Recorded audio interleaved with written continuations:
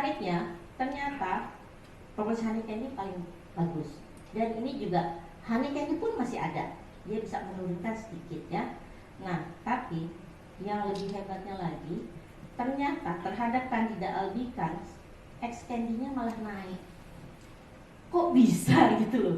Yang paling bagus tetap propolis honey candy ya, campuran. Honey candy malah sini juga turun, tapi tetap yang menjadi perhatian di sini di X-candy ini ternyata dia gulanya dari dextrose.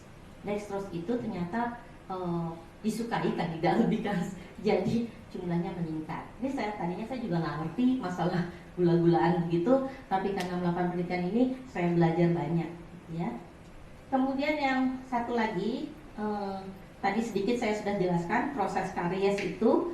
Pertama, kita bilangnya kalau dokter gigi itu bisa lihat ya, ada white spot itu warnanya sudah tidak, kalau gigi kita lihat di kaca itu kan mengkilat, itu sehat. Tapi kalau warnanya sudah doff, sudah tidak mengkilat, itu berarti mineralnya sudah terbuka, sudah mulai melembek, kristal-kristal di enamel dan kemudian ke dentin juga.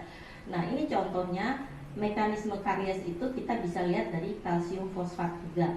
Jadi fermentasi dari karbohidrat kemudian menjadi asam, pH-nya menurun dan terjadi demineralisasi atau karies ya di sini. Nah, mekanisme remineralisasi itu adalah kalsium fosfat itu tidak jadi acid normal, ada saliva simulation, pH-nya meningkat, terjadi remineralisasi, dia bisa mengeras kembali. Jadi giginya bisa mengeras. Dulu zaman saya sekolah, saya nggak tahu kalau dianggap kalau sudah kena karies itu kayak gangren. Jadi harus dibersihkan sampai sesteril mungkin baru ditambal. Sekarang kita sudah mulai paham, ternyata menarik sekali. Ini masalah remineralisasi, demineralisasi. Okay. Kemudian jadi dari sini kita membuat kompis chewing gum dengan CBACP yang tadi katanya bagus untuk remineralisasi. Kita gabungkan dengan propolis, kita lihat kestabilannya dan kemudian lihat kalsium yang dirilisnya. Ini adalah contoh CPP-ACP. Jadi sebelum dilakukan demineralisasi ini dan sesudahnya dia meningkat cukup tinggi pelokasan kalsiumnya. Ternyata dengan 2% propolis dia malah lebih bagus, 4% bagus, masih di atas normal ya, 6%. Kita tidak berani lebih besar lagi persentasenya karena kita tahu iritasi kalau terlalu besar. Propolis terlalu banyak akan bisa. Nah, ini untuk chewing gum tentunya ternyata dalam hanya 2% ini dia sudah cukup bagus. Kemudian ya, ini yang menjadi kebanggaan kita sekarang adalah ini sama, ini ya coba-coba aja. Ya udah coba lihat nih sekarang pakai apa. Jadi di pasaran itu ada yang namanya silver diamine fluoride. Silver diamine fluoride ini dipakai juga dianjurkan oleh WHO untuk anak-anak dalam meredam karies. Kekurangannya adalah membuat gigi hitam. Kalau membuat gigi hitam, misalnya seumur saya terus dioles gitu, karies gitu kan nggak mau kita ya, hitam-hitam gitu. Dan anak-anak juga sebetulnya giginya jadi hitam dan rasa metal dia nggak suka. Nah, kebetulan ini oleh teman saya Prof. Rizka, ayo kita buat ini, coba dicampur propolis fluoride. Kok iya bagus? Lumayan, walaupun tidak sebagus memang silver diamine ya. Silver kan kuat ya dia untuk antibakterinya. Tetapi tidak kalah, di sini kita lihat dalam 10%. Kita berani dengan 10% karena ini hanya dioles di luar, di permukaan gigi. Jadi tidak ke mukosa gitu ya. Jadi kita melihat bahwa ternyata yang chlorophyll ini, rilis dari yang fluoride ini bagus ya.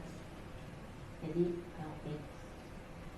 Ini dan kemudian kita lakukan clinically di comparison versus dental caries dalam 1, 2, 3 bulan.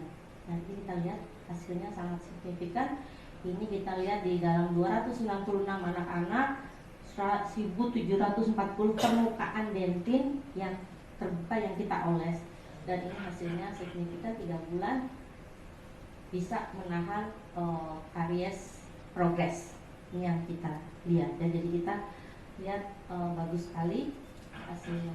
Nah, Sebetulnya itu aja, saya nggak banyak, tapi saya sudah cukup bahagia hari ini kita bisa sharing tentang bahwa salah satu kelebihan propolis itu ya memang sebetulnya sudah banyak dilakukan adalah untuk pengisian. Ada kan kalau gigi itu saluran akar ya, itu di situ udah digunakan juga, kemudian sebagai pasta gigi sudah digunakan. Tapi ternyata kita bisa lihat dari penelitian ini sangat menjanjikan ya, produk propolis secara lokal, dan ini bisa dijadikan sebagai alternatif untuk caries prevention, tapi juga untuk menjaga kesehatan. Kemudian juga untuk caries cognition, dan kita tahu pemerintah mempunyai program caries free 2030.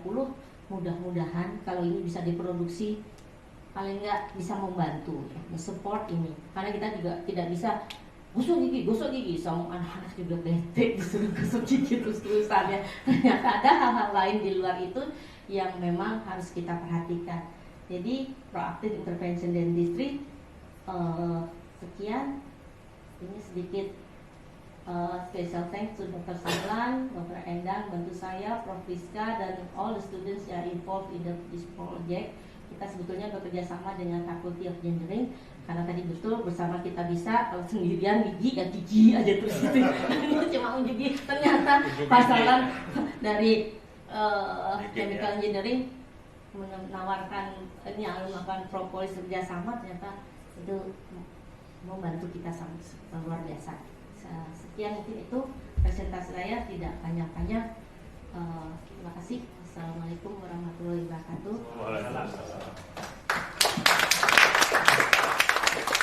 Oke, terima kasih ke Dr.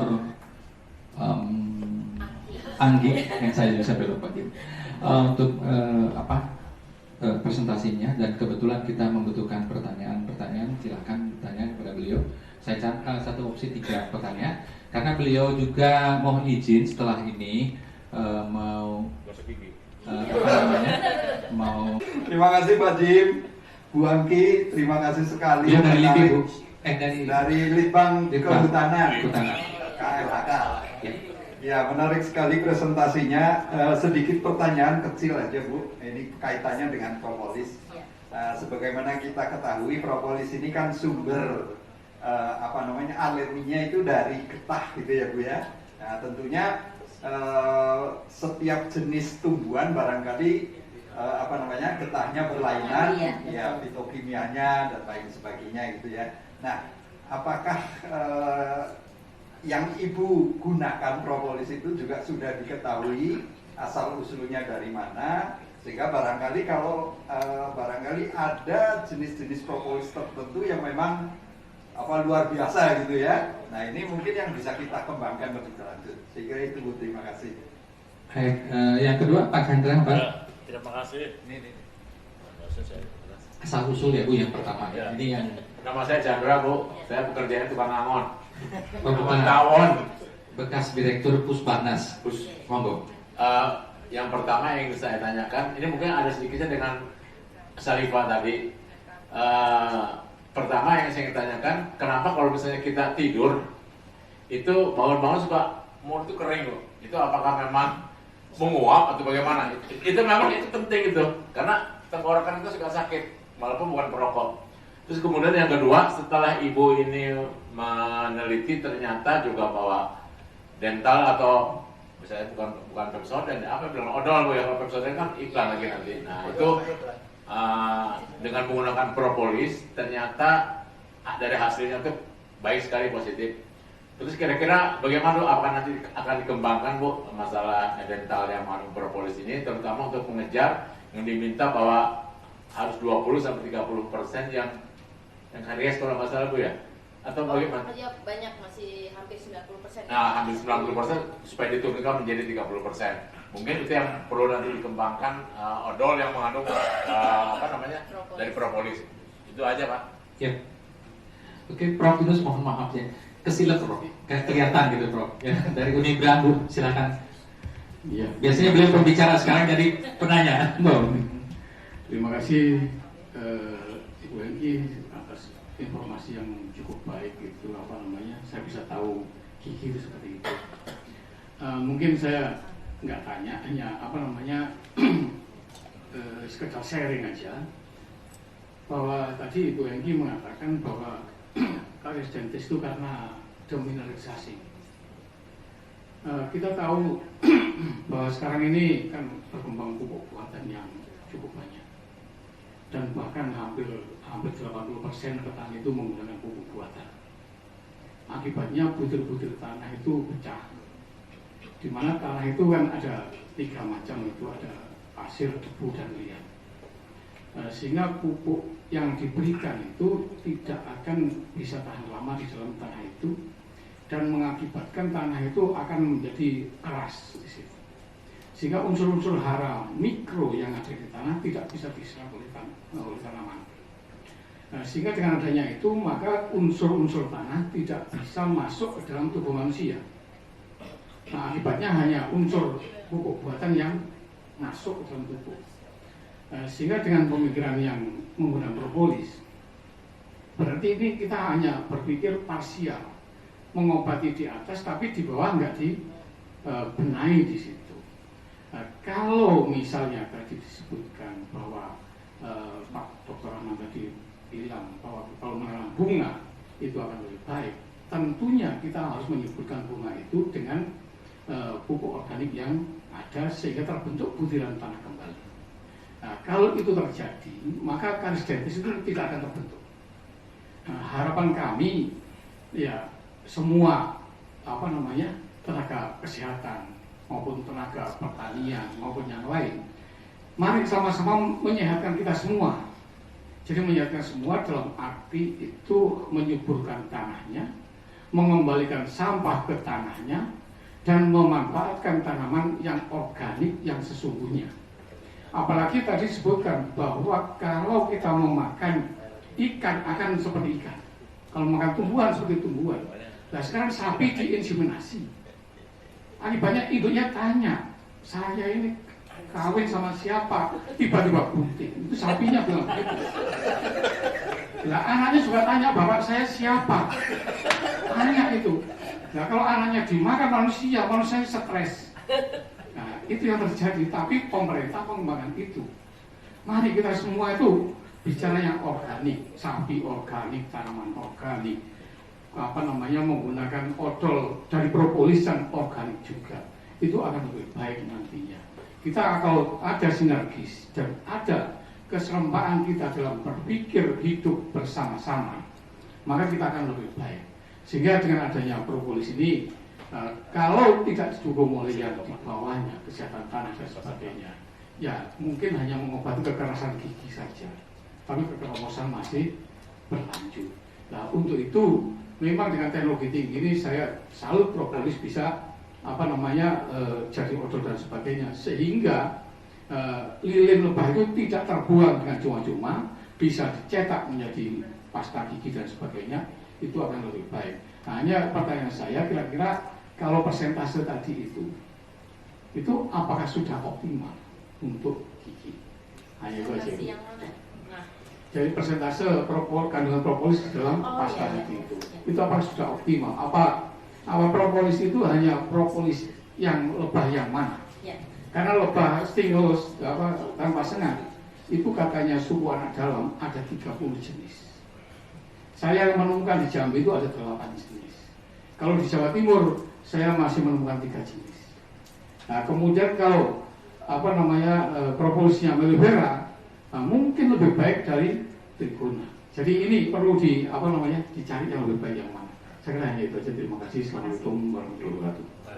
Baik, cukup dulu sesi pertama. Silakan untuk yang pertama pertanyaan yang dari Pak Chandra. Sebetulnya kurang lebih gini, waktu saya masih umur berapa ya?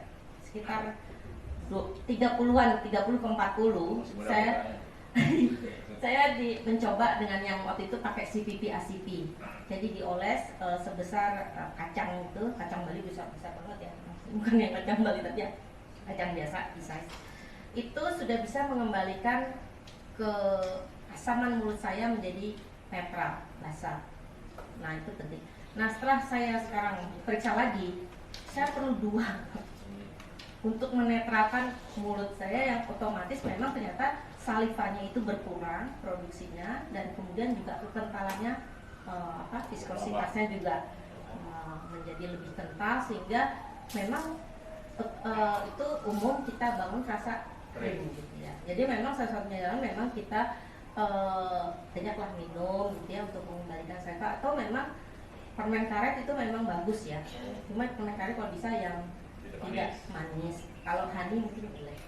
Tapi sayangnya kita belum bisa memproduksi yang chewing gum ini, karena justru dari gumnya itu tidak produksi lagi. Yang kita waktu itu pakai ya hitam itu warnanya apa ya namanya saya lupa. Ternyata tidak bisa banyak, sehingga kita tidak bisa membuat chewing gum. Tetapi kita paling tidak yang lain yang lebih penting kita bisa pakai. Jadi yang seperti tadi gel itu sebetulnya sama seperti CVP yang bagus, itu hanya dioleskan saja, tapi konsentrasinya rendah. Tapi kalau untuk dokter gigi kita atau perawat gigi kita bisa pakai yang varnish itu. Tapi memang itu proses alami ya. Kalau kita sudah makin berumur ya, memang kita harus lebih sering berumur dan minum yang banyak. Tidak langsung sebetulnya. Itu lain lagi ceritanya. Ya. Yang pertanyaan dari Parsial propolis maksimum dan dari iya. Prof. Yunus. Kita mencoba serendah mungkin, Prof. Makanya tadi kalau kita lihat sebetulnya 2% itu sudah bagus, karena kalau dia semakin tinggi dia iritasi ke mukosa. Jadi kita banyak yang salah pakai. Jadi propolis yang dijual di pasaran itu kan cukup tinggi ya kadarnya, itu langsung dia masuk di mukosanya gitu. Ternyata apa yang bilang nyenyek tuh dan jadi nyenyek gitu loh. Jadi tidak benar pemakaiannya gitu. Jadi kita juga sangat hati-hati dengan dan kita juga sitotoksisitasnya sudah kita pelajari. Jadi untuk yang permen, untuk yang langsung kena mukosa, kita sekarang sekitar 4, tidak lebih dari 6% kita akan coba untuk produksi. Yang sudah siap sebetulnya sih candy, propolis honey candy. Insya Allah Agustus kita bisa produksi yang banyak ya. Kemudian yang fluoride varnish juga untuk dokter gigi kita sangat excited, karena SDF yang saya katakan tadi sebagai benchmarknya itu hanya dibuat di Brasil dan Jepang. Hong Kong aja masih ekspor dari Brasil dan Tokyo yang silver diamond. Saya juga kalau kondisi ini saya harus beli dari sana, dan satu botol itu harganya 400.000. Sementara saya buat fluoride varnish ini eyel-eyelan sama orang ekonominya, karena saya bilang udahlah jual 100.000 itu untuk 200 permukaan. Itu udah murah sekali buat kita dokter gigi ya untuk dioleskan ke pasien. Tapi dia sebagai ekonom dia bilang, wah perlu mahal-mahal, udah yang ya memang murah sih gitu. Jadi ternyata kita nggak perlu banyak, harganya bisa ditekan lebih turun lagi. Karena itu saya percaya ini mudah-mudahan bisa mensupport program pemerintah dengan nanti penyebarannya. Kebetulan saya hari ini dan kemarin itu kita ada seminar Triple Helix, UI mengadakan, jadi antara government, industri dan akademisian untuk melihat kemungkinan industri ini memproduksi ini. Ternyata memang ganjalannya justru di dalam universitas, bukan di luar. Di Alkes, di Den Alkes sangat welcome sekali, sudah siap, malah kita mau mengkomersilkan, tapi justru payung legalnya PT-nya itu belum sampai sekarang belum bisa, karena dan permen ini cukup lama kan, ini kita dari tahun 2012 kalau nggak salah sampai sekarang belum bisa produksi. Insya Allah Agustus akhirnya bisa. Jadi selama ini pemerintah tuh hanya menyuruh untuk maju, ya. Tapi mau maju kita nggak bisa karena tergantung pada PT ataupun CV. Ya. Sementara di universitas ada buah dan guna, jadi ada usaha non akademik dan akademik. Nah, sehingga dengan adanya usaha non akademik, kalau disetarakan dengan CV atau PT, kemungkinan perusahaan di universitas akan muncul atau muncul ke daerah yang dilindungi oleh universitas akan bisa bangkit. Nah, untuk itu harapan saya, Ibu sebagai ada channel dengan pemerintah dan industri supaya membicarakan itu biar clear bagi kita. Jangan sampai produk kita dicetak oleh negara lain, kemudian masuk ke negara kita sendiri. Iya. Nah, sebaiknya kan kita yang mencetak, perguruan tinggi yang punya teknologi, kita punya peluang boleh menjual, itu akan lebih baik. Nah, itu yang perlu. Ini yang tanggung jawab sudah hadir akhirnya Pak Ya. Salwan. Ya, selamat datang Pak Salwan. Ini ada pertanyaan yang cukup esensial, bisa Anda bantu. Ada tentang produk yang dari Anda buat untuk Terima Di kasih. UI Pak, di UI sendiri, memang di UI sendiri itu memang lagi sedang di godok, sebenarnya peraturannya sudah ada. Jadi beberapa skema untuk komersialisasi hasil penelitian itu ada beberapa skema. Skema pertama, tentu hampir semua penemuan itu harus dipatenkan atas nama UI. Nah, setelah dipatenkan ada beberapa skema. Skema pertama adalah skema royalty. Artinya begitu nanti sudah patennya nanti ada yang tertarik, misalkan suatu perusahaan A misalkan tertarik dengan penelitian tersebut, dia sudah dipatenkan, maka nanti ada perjanjian kontrak berapa persen royaltinya dan lain sebagainya. Royalti pun juga ada macam-macam ya Pak ya, ada yang jual putus gitu ya, jadi diambil putus sekian berapa nilainya itu menjadi itu biasanya kan cukup besar ya, tapi setelah itu hak kekayaan intelektualnya yang dipunyai adalah perusahaan tersebut. Kemudian ada yang royalti yang sistemnya itu adalah tahunan ya, seperti itu. Nah, itu seperti itu. Jadi kalau yang tahunan ya tergantung negosiasi mau berapa persen dari omset ataukah dari keuntungan. Tapi biasanya dari omset. Kalau dari keuntungan kan kalau kita nggak tahu bisa ngauditnya untuk untung rugi kan nggak tahu. Jadi biasanya dari keuntungan. Nah, kemudian ada lagi yang sekarang dikembangkan bahwa UI sendiri itu punya perusahaan Pak. UI itu seperti mungkin di IPB, di Gajah Mada sudah punya perusahaan masing-masing, di mana di universitas memiliki saham di situ, majority perusahaan di sana. Nah, hasil-hasil penelitian tersebut itu bisa dikomersialkan lewat PT tersebut, gitu.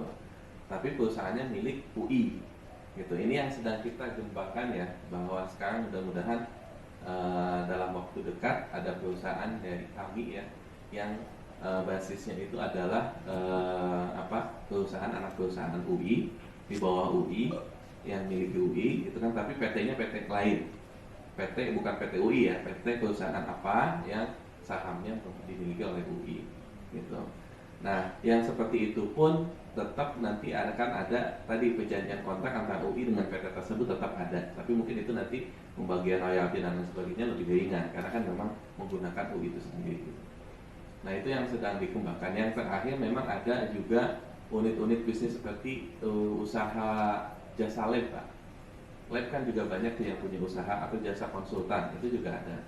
Nah, yang seperti ini biasanya kita lagi buat ya, dia harus ada di luar UI, tidak boleh di dalam kampus, di luar UI. Nah, itu nanti masuknya tetap ke rekeningnya ada dua, ada apakah rekeningnya ke UI atau rekeningnya di luar UI gitu, seperti itu. Ini yang sedang kami kembangkan Pak. Kalau di kita namanya UKK. Jadi unit kerja ada yang UKK-nya penelitian, ada UKK yang ke perusahaan.